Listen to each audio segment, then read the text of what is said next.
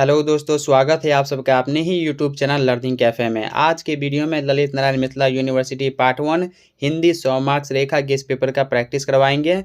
पिछले वाले वीडियो में भवानी प्रसाद मिश्र तक का जितना क्वेश्चन था प्रैक्टिस करवा दिया हूं। आज के वीडियो में व्याकरण से रिलेटेड जो क्वेश्चन रह गया था वो क्वेश्चन सबका प्रैक्टिस करेंगे। तो पहला क्वेश्चन देखिए, प्रयोजन मूलक हिंदी का संबंध है रोजगार परक हिंदी से। दूसरा क्वेश्चन, इनमें से कौन जनसंचार माध्यम नहीं है? कौन है जो जनसंचार का माध्यम नहीं है? Mobile phone. Option A right answer हो जाएगा, मोबाइल फ़ोन। प्रयोजन मूलक हिंदी का प्रयोग इनमें से किस क्षेत्र में नहीं होता है? कविता के क्षेत्र में प्रयोजन मूलक हिंदी का प्रयोग नहीं होता है। क्वेश्चन नंबर 4, कौन सा पत्राचार निर्वैयक्तिक वर्ग के अंतर्गत नहीं आएगा? निमंत्रण पत्र। ऑप्शन बी होगा, निमंत्रण पत्र। सरकारी कामकाज के लिए लिखे गए वे पत्र जो कि सरकारी अधिकारी द्वारा दूसरे सरकारी अधिकारी को व्यक्तिगत स्तर पर लिखे जाते हैं क्या कहलाते हैं? अर्ध सरकारी पत्र कहलाता है। इनमें से कौन सा कार्यालयीय पत्राचार नहीं है? संपादक के नाम पत्र। नेक्स्ट क्वेश्चन देखिए, जब एक ही पत्र संबद्ध कार्यालयों को एक साथ भेजा जाता है तो उसे कहते हैं, उसे क्या कहते हैं? परिपत्र। ऑप्शन सी राइट आंसर हो जाएगा, परिपत्र कहलाता है। इनमें से कौन सा पत्र अनौपचारिक होता है? अर्ध सरकारी पत्र। अर्ध सरकारी पत्र जो है अनौपचारिक पत्र होता है। किसी सरकारी के स्थानांतरण की सूचना देने के लिए प्रयुक्त कार्यालयीय पत्र का नाम क्या है? अर्ध सरकारी पत्र। सरकारी विज्ञप्तियां, अध्यादेश, अधिनियम आदि को अधिसूचित करने वाला पत्र कहलाता है, अधिसूचना पत्र कहलाता है। किसमें संबोधन और स्वनिर्देश का उल्लेख नहीं होता? प्रेस विज्ञप्ति में। ऑप्शन सी हो जाएगा, प्रेस विज्ञप्ति। इनमें से कौन सा गुण संपादक के नाम लिखे गए पत्रों में नहीं होता है? क्रमबद्धता। ऑप्शन डी हो जाएगा, क्रमबद्धता। नौकरी प्राप्त करने के लिए लिखे जाने वाले पत्रों को कहते हैं आवेदन पत्र। जिन पत्रों में कुछ मांगा जाता है उन्हें कहते हैं प्रार्थना पत्र। जिन पत्रों में कुछ मांगा जाता है उन्हें प्रार्थना पत्र कहते हैं। संपादक के नाम लिखे गए पत्रों का उद्देश्य होता है, तो उसका उद्देश्य किसी समस्या की ओर ध्यान आकृष्ट करना, इसके बाद जनमत बनाना, कोई शिकायत करना, ये सभी उद्देश्य होता है। तो ऑप्शन डी इसका राइट आंसर हो जाएगा, उपर्युक्त सभी। संक्षिप्त किए गए अवतरण का आकार मूल अवतरण का कौन सा भाग होता है? तो ये मूल अवतरण का 1/3 भाग होता है। ऑप्शन ए होगा, 1/3। इनमें से कौन सी विशेषता संक्षेपीकरण की है? तो संक्षेपीकरण की विशेषता संतुलित आहार ये है। सुबोधता भी, सुसंबद्धता भी। तो ऑप्शन डी इसका राइट आंसर हो जाएगा, उपर्युक्त सभी। किसी पत्र का मसौदा तैयार करना कहलाता है, प्रारूपण कहलाता है। पल्लवन का एक अन्य नाम है, तो पल्लवन का एक अन्य नाम विशुद्धिकरण होगा, विशुद्धिकरण। ऑप्शन सी राइट आंसर है। संलग्नक का अभिप्राय है, तो इसका अभिप्राय ऑप्शन ए देखिए, पत्र के साथ संलग्न कागज, तो ये नहीं है। लिफाफा भी नहीं होगा, पुरानी सामग्री भी नहीं होगा, तो ऑप्शन डी इसका राइट आंसर हो जाएगा, इनमें कोई नहीं। क्वेश्चन नंबर 21, प्रारूप में सबसे ऊपर बाईं ओर क्या लिखा जाता है? सबसे ऊपर बाईं ओर पत्र संख्या लिखा जाता है। किसी पत्र पर लिपि को अधिकारियों की अभियुक्तियाँ कहलाती है, क्या कहलाती हैं? टिप्पणियाँ। ऑप्शन सी हो जाएगा, टिप्पणियाँ कहलाती हैं।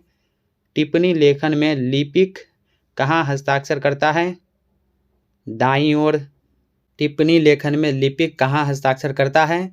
दाईं ओर। ऑप्शन बी हो जाएगा, दाईं ओर। नेक्स्ट क्वेश्चन, टिप्पणी लेखन में अधिकारी कहाँ हस्ताक्षर करता है? तो अधिकारी बाईं ओर हस्ताक्षर करता है। संक्षेपीकरण का अर्थ है, संक्षेपीकरण का अर्थ सार लेखन होता है। ऑप्शन बी हो जाएगा, सार लेखन।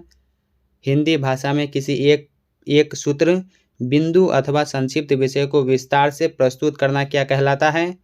पल्लवन कहलाता है। ऑप्शन बी हो जाएगा, पल्लवन। प्रारूपण का क्या अर्थ है? प्रारूपण का जो अर्थ होगा, किसी वक्तव्य को अंतिम शुद्ध रूप में प्रस्तुत करने से पहले उसकी अस्थायी रूपरेखा। अर्ध सरकारी पत्र का प्रयोग किस लिए किया जाता है? अधिकारियों द्वारा आपसी विचार विमर्श के लिए। जब कोई मंत्रालय अपने ही प्रभागों अनुभागों एवं शाखाओं के साथ पत्र व्यवहार करता है तो ऐसे पत्र को क्या कहा जाता है? ऐसे पत्र को ज्ञापन कहा जाता है। ऑप्शन ए होगा ज्ञापन। जब कोई पत्र प्रेषक को लौटाया जाए अथवा दूसरे मंत्रालय को भेजा जाए ताकि उसका निपटान हो सके तो कहते हैं उसे पृष्ठांकन कहते हैं। ऑप्शन सी हो जाएगा पृष्ठांकन। राजपत्रित अधिकारियों की छुट्टी, पदोन्नति, त्यागपत्र, अधिकारियों का सौंपना, नियमों एवं आदेशों की घोषणा जनसाधारण के समक्ष किस माध्यम से की जाती है? अधिसूचना के माध्यम से। ऑप्शन ए हो जाएगा अधिसूचना। नेक्स्ट क्वेश्चन, जब किसी पत्र को उसके मूल रूप में आगे किसी अधिकारी को भेजता हो तो कैसे भेजेंगे? प्रतिवेदन के साथ। जो पत्र एक मंत्रालय अनेक मंत्रालयों तथा राज्य सरकारों तक भेजता है उसे क्या कहते हैं? उसे परिपत्र कहते हैं। वह पत्र जिसके द्वारा याद दिलाया जाता है कि अमुक पत्र के उत्तर की प्रतीक्षा है क्या कहलाता है? अनुस्मारक कहलाता है। ऑप्शन सी हो जाएगा अनुस्मारक। संक्षेपण में उद्धृत अंश को लिखा जाता है संक्षिप्त करके। प्रारूपण का अर्थ है, प्रारूपण का अर्थ कार्यालयीय प्रारूप। ऑप्शन सी हो जाएगा कार्यालयीय प्रारूप। हिंदी दिवस कब मनाया जाता है? हिंदी दिवस 14 सितंबर को मनाया जाता है। ऑप्शन बी राइट आंसर हो जाएगा। 14 सितंबर का महत्व किस दिवस के रूप में है? हिंदी दिवस के रूप में। ऑप्शन सी राइट आंसर हो जाएगा हिंदी दिवस। दोस्तों ये Hindi 100 marks Rekha guess paper का तीसरा वीडियो है।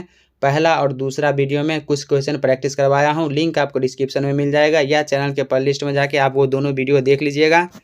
नेक्स्ट क्वेश्चन, इसके बाद देखिए मुहावरा से रिलेटेड क्वेश्चन है। 9 2 11 होना मुहावरे का अर्थ भाग जाना। नाक का बाल होना मुहावरा का अर्थ है तो इसका अर्थ प्रिय होना। नेक्स्ट क्वेश्चन तीसरा देखिए, दूज का चांद होना मुहावरा का अर्थ है तो इसका अर्थ बहुत दिन पर दिखाई देना। ऑप्शन बी हो जाएगा।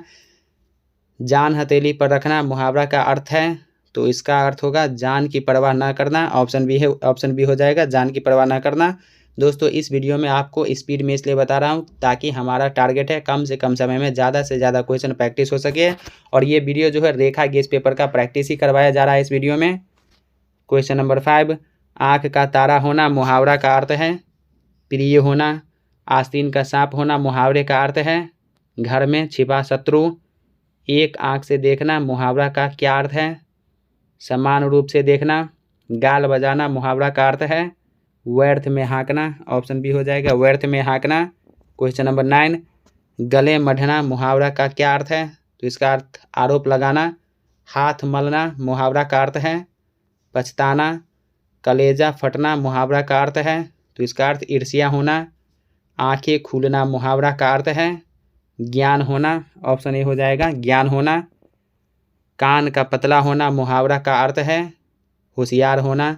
लकीर का फ़कीर होना मुहावरा का अर्थ है परंपरावादी होना। लकीर का फ़कीर मतलब परंपरावादी होना। क्वेश्चन नंबर 15, घी के दिए जलाना मुहावरा का अर्थ है आनंद मनाना। दांत खट्टे करना मुहावरा का अर्थ है पराजित होना। लोहे के चने चबाना मुहावरा का अर्थ है कठिन परिश्रम करना। ऑप्शन बी हो जाएगा कठिन परिश्रम करना। इसके बाद विलोम शब्द से रिलेटेड क्वेश्चन है तो कुछ विलोम शब्द यहाँ पे दिया गया है रेखा गेस पेपर में तो इसको भी थोड़ा प्रैक्टिस कर लेते हैं। अनुराग का विलोम, तो अनुराग का विलोम विराग होगा। अथ का विपरीतार्थक शब्द होगा इति। कृष्ण का विलोम है तो कृष्ण का विलोम शुक्ल होगा। अस्थावर का विलोम जंगम हो जाएगा। नर का विपरीतार्थक शब्द होगा नारी, नर का नारी हो जाएगा। क्वेश्चन नंबर 6, स्तुति का विलोम है तो स्तुति का विलोम निंदा हो जाएगा। संध्या का विलोम प्रातः। तलवार शब्द का विलोम सायक। आस्तिक का विपरीतार्थक शब्द होगा नास्तिक। आस्तिक का नास्तिक हो जाएगा।